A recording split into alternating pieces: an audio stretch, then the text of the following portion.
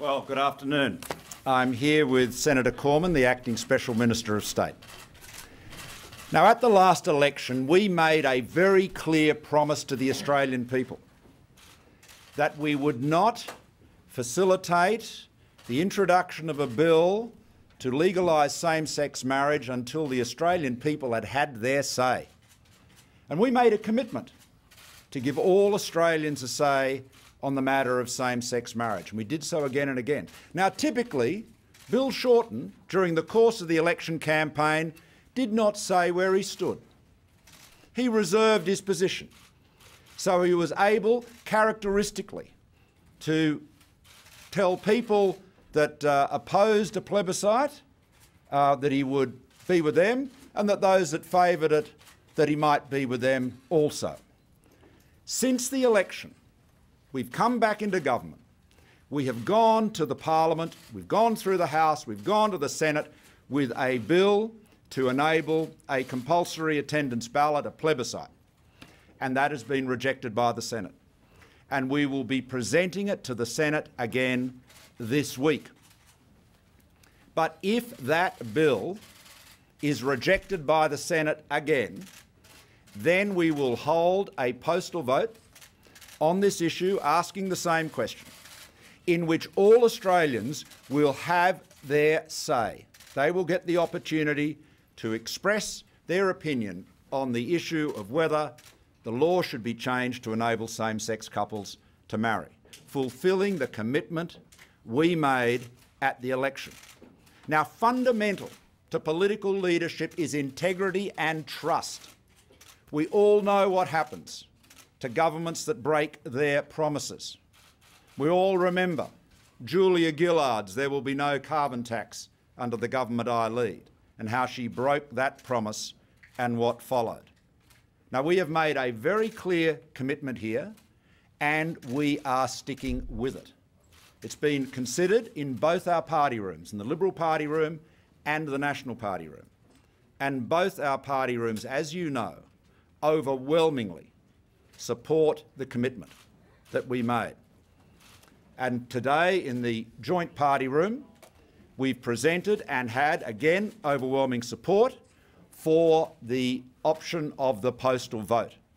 And that will, again, operate in the same way in terms of its impact on the Parliament's work as the plebiscite proposal that will be going back into the Senate this week. That is to say, if there is a yes vote recorded in the postal vote, then we will facilitate the introduction of a private member's bill to legalise same-sex marriage, and if there is a no vote, we will not.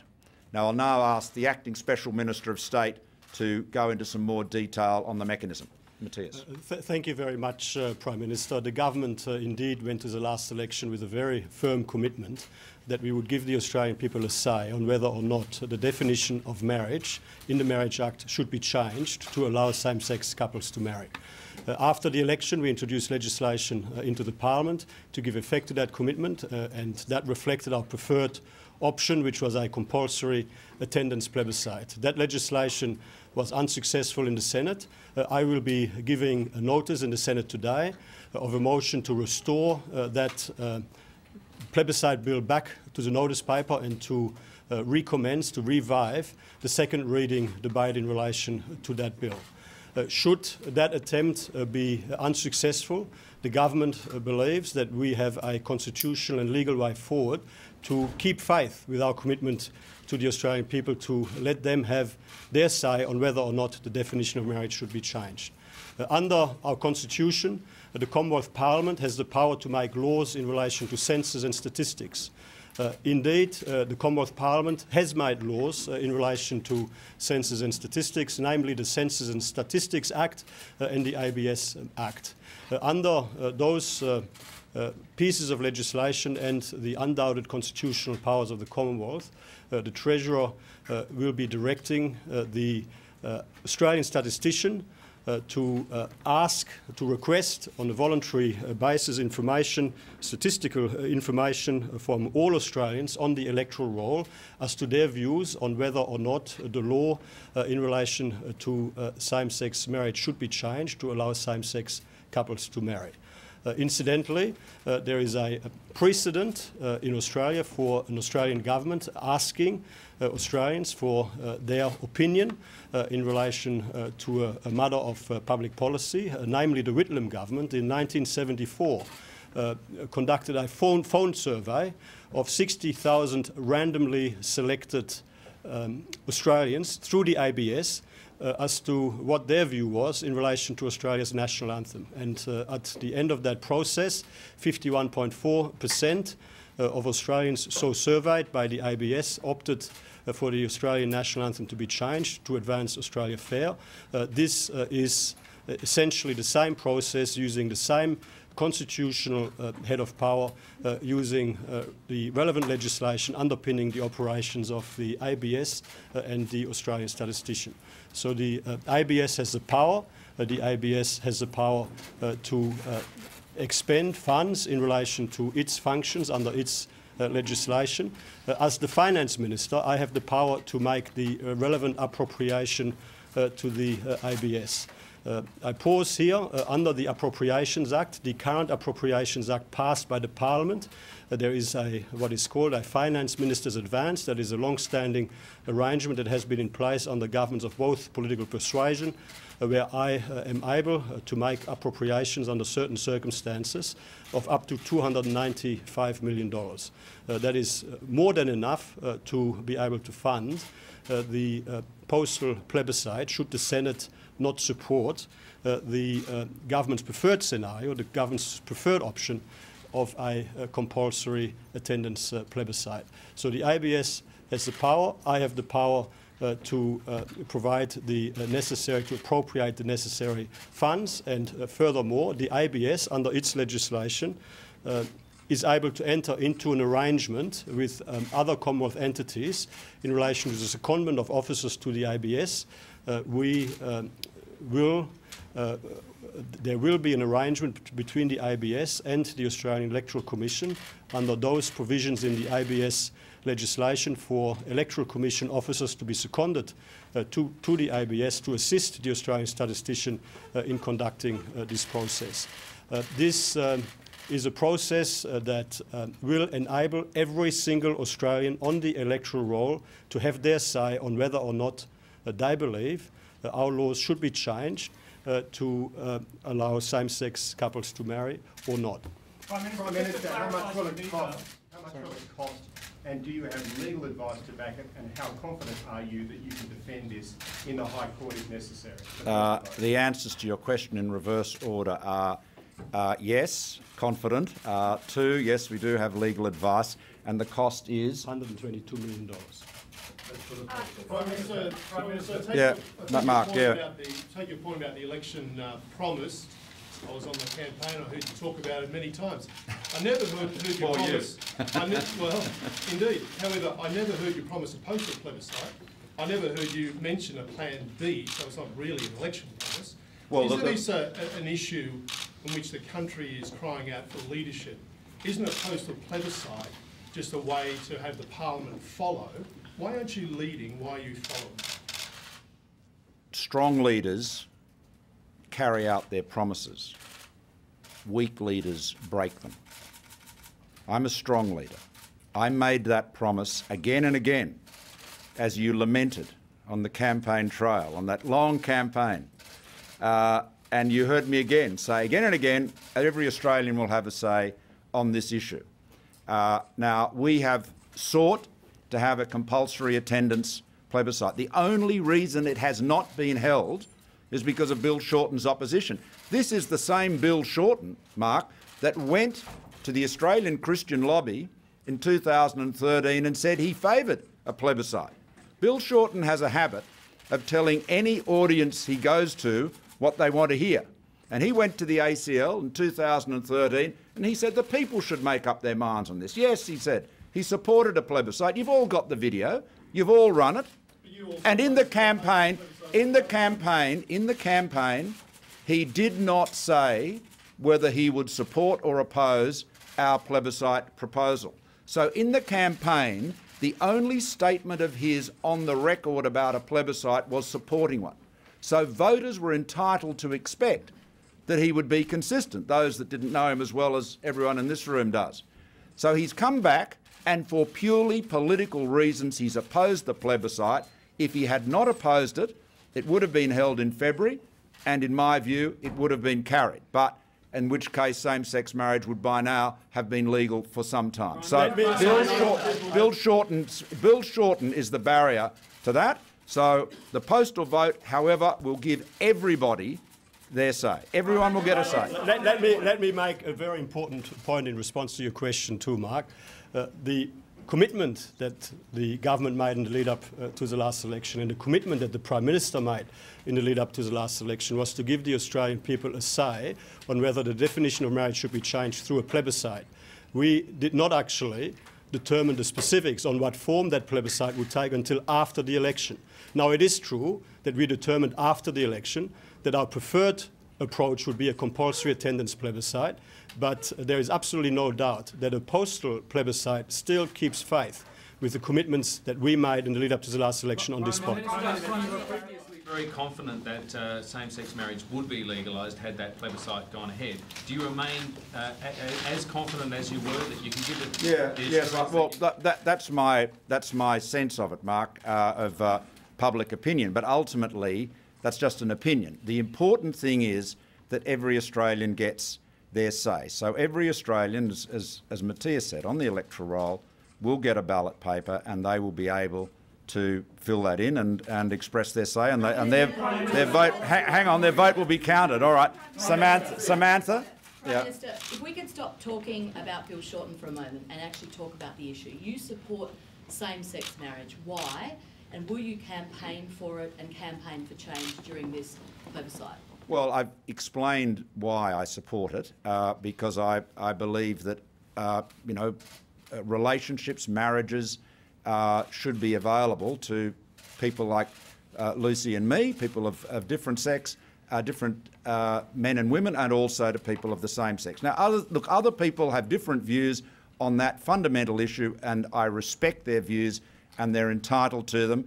And I will certainly, as I've said before, in respect to the plebiscite that is before the Senate, that I will be voting yes, and as will Lucy, and I'd encourage others to do so. Prime Minister, can I ask about Prime Minister? Hang on, just please. The gay and lesbian community to nearly 2 months of people commenting on their relationships and saying hurtful things. Well, look, there are arguments against having a plebiscite. I understand that. There are arguments against them. But the weakest argument of all, which I think has no basis, is that the Australian people are not capable of having a respectful discussion on this issue. I mean, do we think so little of our fellow Australians and our ability to debate important matters of public interest that we say you're not able to have a respectful discussion about the definition of marriage, which is a very significant, important, fundamental element in our law and in our culture? Australians are able and have demonstrated that they can have a respectful discussion. I'm committed to that. Now, there are plenty of other arguments about plebiscites for and against, but that one that you've just described, Sam, is the weakest of them all. Prime Minister, your own office has brought in this device into this press conference. It's called a Me Vote. Apparently, it live streams to Facebook. Yes. The Facebook community. Are you offended by that? Is this you're from the ABC? Are you offended by that? Does the internet threaten you? The Facebook generation. Yes. Are classically and very typically people who've moved on in the debate. They might not have ever. I think they're all looking forward to having their say. What do you say to the Facebook generation who say, "How do have we your vote? say? Should we vote?" Have your say. I'm encouraging them to have their say. Have their say. How? Yes. Returns a no vote. Yeah. And your government decides not to pursue the issue in Parliament. Do you have any reason to believe that the MPs who've expressed support for a conscience vote won't still follow through on their threat to cross the floor? We obviously always encourage, our leadership, the party, we encourage all of our members, always, to vote in accordance with government policy, with the decisions of the party room. So that's, that is the answer to that. Yeah. Sorry. Oh, okay, Phil. Yeah, Phil. Specifics. Could you give us the dates for both the plebiscite and the dates for the postal ballot? Will there be public funding for a postal ballot for the yes and no cases if it's a postal ballot? And just personally, will you personally campaign for the yes vote? Well, I'll ask the last one. I have many other calls on my time as Prime Minister, but I will certainly support a yes vote, as I've said I would in the past. But I have many other calls to my time, and I just make this point, and Sarah Martin knows this well because she accompanied me on my trip to Western Australia recently. In the course of that trip, I would think, Sarah, I would have met close to 1,000 people, I think hundreds of people all the time, in many different environments, some of them organised, most of them not. In the course of that visit, to the best of my recollection, one person raised the issue of same-sex marriage, other than journalists. So I have many calls on my time. National security, energy, the economy, ensuring that Australians have the security and the opportunity they deserve. So there's a very one of the newspapers, I think it was the Courier Mail, on their front cover today said, referring to the anticipated decision of the party room, gave us the advice, now get back to running the country. Can I tell you, that is my focus. Running the country, securing Australians' security, keeping them safe, and ensuring they and their children have great opportunities to get ahead. Now, answer the question. dates. Yeah. Now, if the Senate supports the government's preferred option of a compulsory attendance plebiscite, that would take place on the 25th of November, the Saturday before the final sitting fortnight, which, in the case of such a compulsory attendance plebiscite, if it returned a yes vote, a majority yes vote, as the government has indicated, we would then facilitate the consideration of a private member's bill in that final sitting fortnight. If that is not successful and we pursue the alternative postal vote option, our timetable is to secure a final result by 15 November, which equally would facilitate consideration in the final sitting fortnight of relevant private members' bill should the plebiscite vote be positive. We believe, well, the intention would be to have ballot papers arrive in people's letterboxes from 12 September onwards. All of the relevant timetables will be published, of course, in the usual way. I just have one more, please. Sorry, yeah. On enrolments, will young people who've turned 18 since the last election have the time by the 12th of September to enrol to vote? Is there a chance for them to enrol and vote in this process? There will be appropriate provision consistent with the provision that usually applies for electors and potential electors to update their enrolment details, and all of these specific announcements will be made in the usual way. Please, sorry, please. Thank you, Prime Minister. Prime Minister and Minister, can I ask you both how you would feel about a no vote in the public? Well, just for my own, I'll respect the decision of the Australian people. I mean, as I've said to you, that I'll be voting yes, as will Lucy. I'm very open about that. But if the Australian people vote, and the Australian people are never wrong. When they vote, whether it's for governments or on matters like this, their vote will be respected, and we will not facilitate. The government will be very clear about this. We will facilitate a private member's bill to change the law with respect to same-sex marriage, so that same-sex couples can be married.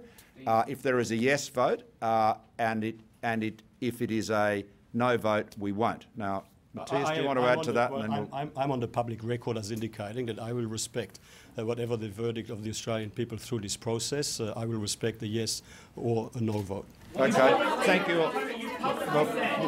We'll just literally take one more, James, and then we've got to keep moving. Can I just talk about the turnout? I mean, how many people need to vote in this to have any legitimacy? I mean, less 50%, but if you get 10%, it'll be seen as a fizz, won't it? Well, it is a vote in which every Australian is given an opportunity to 100%. vote is 100%. Everyone on the electoral roll will be getting a ballot paper, and that is where its legitimacy comes from. Compulsory voting, which, as you know, we have in Australia, obviously, and there are a number of other countries have it. It is not the norm. It's the exception to the norm. Most countries have voluntary voting systems. In fact, there are people that advocate it here. And postal voting is very common in Australia for many organisations, unions, companies and local government indeed.